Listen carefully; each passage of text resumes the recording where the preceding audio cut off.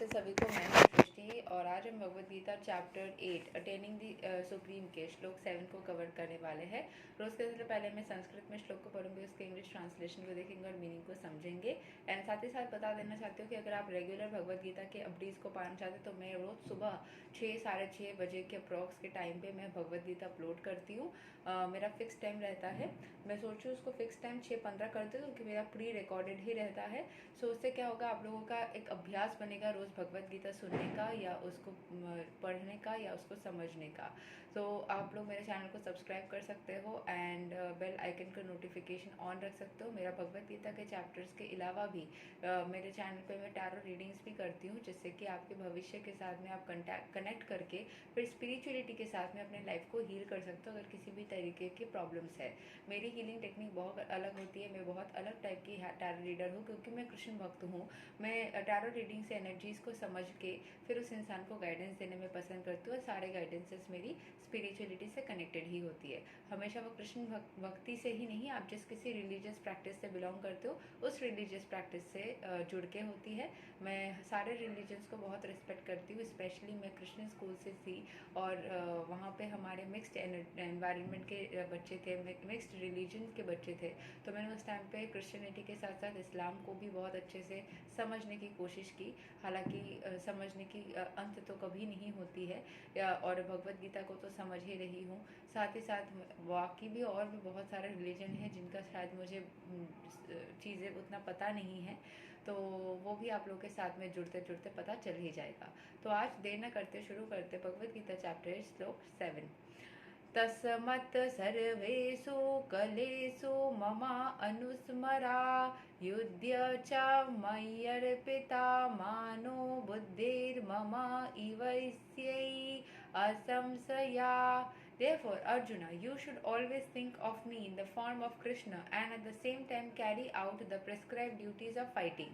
When with your activities dedicated to me and your mind and intelligence fixed on me, you will attain me without doubt. तो भगवान बता रहे हैं अर्जुन को कि तुमको लड़ाई करने के टाइम पे जैसे कि उन्होंने सिखाया कि अपने कर्म को छोड़ना नहीं है, कर्म करते करते मुझे याद करना है। तो वही चीज़ वो अर्जुन को भी बता रहे हैं कि मुझे याद रख के तुम उसी टाइम पे एट द सेम टाइम तुम अपना प्रिस्क्राइब ड्यूटीज़ को करो, अपने फाइटिंग को करो, तो तुमको डरने की बात नहीं। अगर तुम कहीं मृत्यु भी होती है या लाइफ एंड भी होता है, तुम्हारे माइंड में अगर मैं रहूँगा तो तुम विदाउट एनी डाउट मुझे ही अटेंड करोगे। तुमको चिंता करने की कोई ज़रूरत नहीं है। ठीक है, तो यहाँ के एक्सप्लेनेशन को पढ़ लेते हैं। This instruction to Arjun is very important for all man engaged in material activities. हम जो कोई भी मटीरियल, क्योंकि हर कोई तो स्पिरिचुअल गुरुज या स्पिरिचुअल एनर्जीज में हर वक्त नहीं रह सकते ना। जैसे मैं प्रीस्ट हूँ तो उस टाइम मैं स्पिरिचुअलिटी को बहुत अच्छे से कर पाती हूँ। मतलब मुझसे जितना हो पाता है मैं अपना 100% देती हूँ। और मैं ना बहुत ऐसी एनर्जी को बहुत जल्दी सेटिस्फाई हो जाती हूँ। मेरे अंदर वो वाली एनर्जी नहीं होती, अरे मैंने तो किया ही नहीं, मैंने क्या किया, वैसी एनर्जी नहीं है। मैं बहुत जल्द सेटिस्फाई हो जाती हूँ। थोड़ा सा भी किया तो मुझे लगता है कि मैंने बहुत किया और थैंक यू।